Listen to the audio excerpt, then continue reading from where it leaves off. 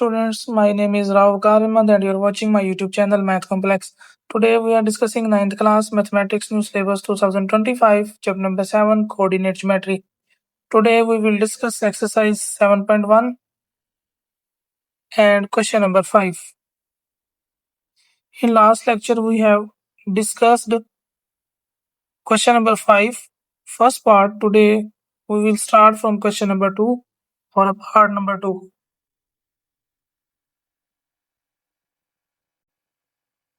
The coordinates of the point A are 3, 1 and the coordinates of the point B are -2, -3 and the coordinates of the C point are 2, 2. We have to prove that these are the vertices of an isosceles triangle. Isosceles triangle हमारे पास कैसी triangle होती है? एक ऐसी triangle जिसकी हमारे पास दो sides equal हों, उसे हम आइसोसेलेस ट्राइंगल कहते हैं। जैसा कि इस ट्राइंगल के अंदर हमारे पास ये वाली साइड और ये वाली साइड, दो साइड आपस में बराबर हैं, तो हम इसको कहेंगे कि हमारे पास ये आइसोसेलेस ट्राइंगल है। इसके लिए अब हम डिस्टेंस फॉर्मूला यूज करेंगे और सबसे पहले हम लोग पॉइंट ए और बी के दरमियान डिस्टेंस फाइंड आउट करेंगे कि हमारे पास जो है पॉइंट ए और पॉइंट बी के दरमियान क्या डिस्टेंस होगा। डिस्टेंस फॉर्मूला राइट करते हैं। डिस्टेंस फॉर्मूला की स्टेटमेंट हमारे पास x2 minus x1 whole square plus y2 minus y1 whole square.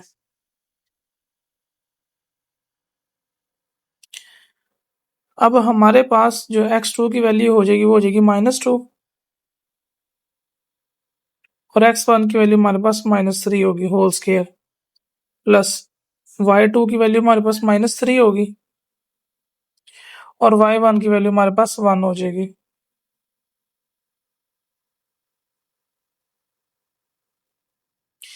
-2 और -3 सम अप होकर हमारे पास -5 आ जाएगा स्क्वायर प्लस -3 और -1 को सम अप करेंगे तो हमारे पास ये -4 आ जाएगा।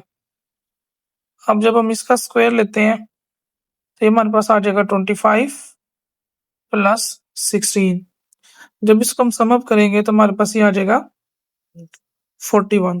तो एक साइड जो आ गई हमारे पास वो आ गई √41। अब दूसरी साइड फाइंड आउट करते हैं।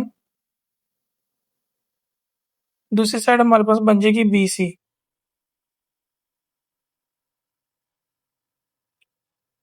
तो हमारे पास जो पॉइंट है उसके वर्टिसेस दोबारा राइट कर लेते हैं 3, 1। पॉइंट बी के जो हमारे पास जो है कोऑर्डिनेट्स वो आ जाएंगे हमारे पास -2, -3 और सी के जो हमारे पास गिवन थे 2, 2। अब इसके ऊपर डिस्टेंस फॉर्मूला लगाते हैं। डिस्टेंस फॉर्मूले की स्टेटमेंट हमारे पास क्या दी हुई है? x2 minus x1 whole square plus y2 minus y1 whole square. अब हमारे पास जो पॉइंट बी और सी के दरमियान डिस्टेंस हम लोग कैलकुलेट करेंगे। अब हमारे पास जो x2 है उसकी वैल्यू हमारे पास हो जाएगी 2। चूंकि फार्मूले में भी माइनस है और ये वैल्यू भी माइनस, इसलिए फिर हम एक और ब्रैकेट का इजाफा करेंगे whole square plus y2 minus y1। y2 की वैल्यू हमारे पास 2 हो जाएगी माइनस फॉर्मूले वाला आ जाएगा और चूंकि वैल्यू के साथ भी माइनस है y1 की वैल्यू, तो ये ब्रैकेट लगाकर हम -3 लिखेंगे whole square.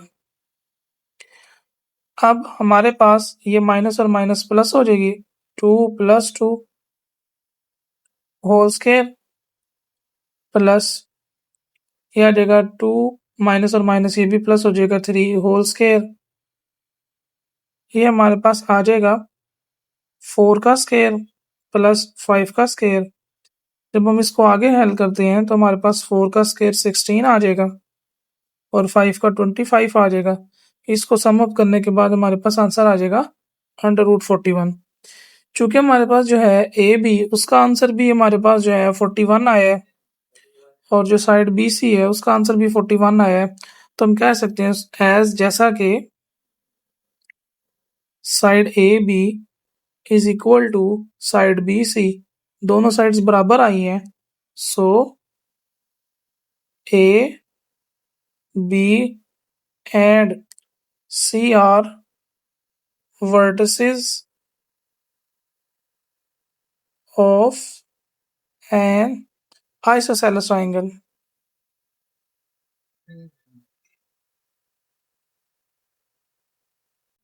Next question discuss करने से पहले हम लोग जो है पैरेललोग्राम को डिस्कस करते हैं। पैरेललोग्राम हमारे पास कैसी फिगर है, चूंकि उसमें हमें पैरेललोग्राम दी हुई है। अब ये हमारे पास पैरेललोग्राम ड्रा हो गई है, तो हमारे पास ये वाली साइड जो है, ये वाली साइड आपस में पैरेलल होंगी और कंग्रेंट भी होंगी, और इसी तरह ये जो ऑपोजिट साइड है ये भी पैरेलल और कंग्रेंट होंगी। तो ये तो हमारे पास प्रॉपर्टीज आ गई हैं उसकी पैरेललोग्राम की। तो पहली प्रॉपर्टी हमारे पास ये है,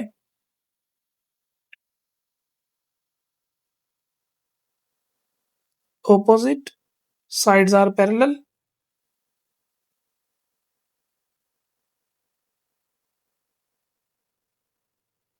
और हमारे पास जो दूसरी प्रॉपर्टी है वो है opposite sides are congruent।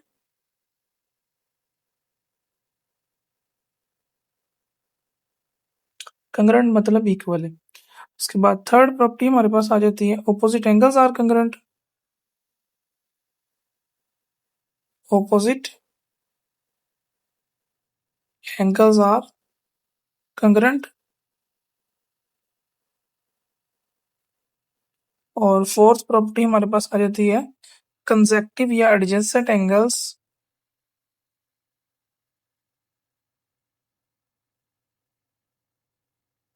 Are supplementary.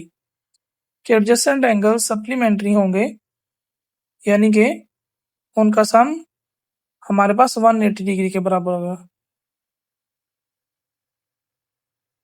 उसके बाद हमारे पास जो फिफ्थ प्रॉपर्टी है वो है, जो हमने इसमें यूज भी करनी है, diagonals bisect each other. Diagonals bisect each other. तो ये जो फिफ्थ प्रॉपर्टी है, इस फिफ्थ प्रॉपर्टी के अकॉर्डिंगली हम लोग पैरेललोग्राम को साबित करेंगे। अब हम पार्ट नंबर 3 डिस्कस करते हैं। पार्ट नंबर 3 पे हमारे पास जो पॉइंट ए है उसके कोऑर्डिनेट्स हमें गिवन किए हुए हैं 5,2, और जो हमारे पास पॉइंट बी गिवन किया हुआ है उसके हमारे पास जो कोऑर्डिनेट्स गिवन किए हुए हैं -2,3, और जो सी पॉइंट है उसके हमारे पास जो कोऑर्डिनेट्स हैं -3, -4, एंड जो पॉइंट डी हमारे पास गिवन किया हुआ है उसके कोऑर्डिनेट्स हमारे पास है 4, -5। तो दोबारा से हम लोग पैरेललोग्राम की डायग्राम ड्रा करते हैं, उसके बाद इसको देखते हैं।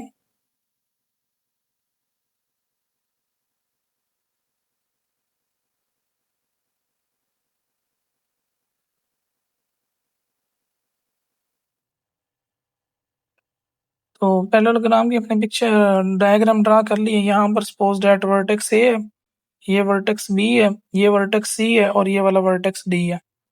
तो हमारे पास जो डायगोनल है, डायगोनल किसे कहा जाता है, ऑपोजिट वर्टिसेस को मिलाने वाली जो लाइन है उसको हम डायगोनल कहते हैं। जैसा कि ये ए सी डायगोनल है, और इसी तरह हमारे पास ये जो है बी डी, ये भी हमारे पास डायगोनल है क्योंकि ये भी ऑपोजिट वर्टिसेस को मिला रही है। तो ये हमारे पास जो पैरेललोग्राम के दो डायगोनल्स हैं, तो हमने साबित ये करना है कि ये दोनों एक दूसरे को बाइसेक्ट करते हैं। अगर दोनों का जो है मिड पॉइंट सेम आ जाएगा तो हम कहेंगे कि ये जो है डायगोनल्स एक दूसरे को बाइसेक्ट कर रहे हैं, तो हम फिर कहेंगे जो हमारे पास गिवन वर्टिसेस हैं ये पैरेललोग्राम के हैं। तो अब इसको स्टार्ट करते हैं। सबसे पहले मिड पॉइंट फाइंड कर लेते हैं ए और जो है सी के दरमियान। पॉइंट ए जो है हमारे पास यहाँ पर दिया हुआ है 5,2, और जो पॉइंट सी है वो भी हमारे पास दिया हुआ है -3,4। अब आगे मिड पॉइंट ले लेते हैं, मिड पॉइंट ऑफ ए सी, जो लाइन सेगमेंट या डायगोनल बन रहा है। अब मिड पॉइंट का फॉर्मूला राइट करते हैं, x1 + x2 over 2, y1 + y2 over 2। अब हमारे पास जो है पॉइंट ए, उसके अंदर x1 की वैल्यू हमारे पास क्या हो जाएगी 5, पॉइंट सी में ये वाला x2 हो जाएगा, प्लस माइनस माइनस आ जाएगा, डिवाइडेड बाय 2, कोमा ये हमारे पास y1 की वैल्यू आ जाएगी 2, और इसी तरह y2 की वैल्यू -4, ये प्लस माइनस माइनस आ जाएगा ओवर 2। तब ये हमारे पास जो आंसर निकल कर आएगा इसका, ये हमारे पास आ जाएगा 2/2 एंड -2/2। तो ये हमारे पास बन जाएगा 1, -1। तो फर्स्ट डायगोनल जो है उसका हमारे पास मिड पॉइंट निकल आया 1, -1। अब जो सेकंड डायगोनल है उसकी तरफ देखते हैं। अब हम जो है ये वाला जो है पॉइंट बी और जो पॉइंट डी है, इन दोनों को लेंगे और इससे हम लोग देखेंगे इसका मिड पॉइंट क्या बनता है। आगे mid point of B D, formula write करते हैं मिड पॉइंट का, x1 plus x2 over 2, y1 plus y2 over 2।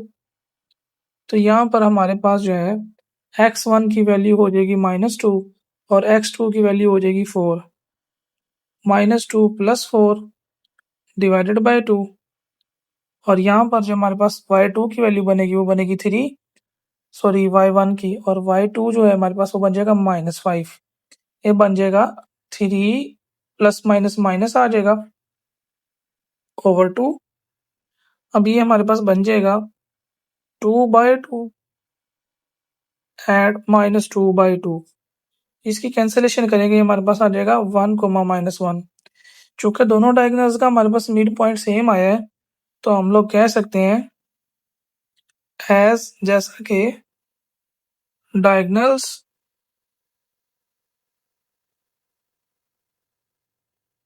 Bisect each other, diagonals एक दूसरे को bisect each other, so A B C and D are vertices of a parallelogram।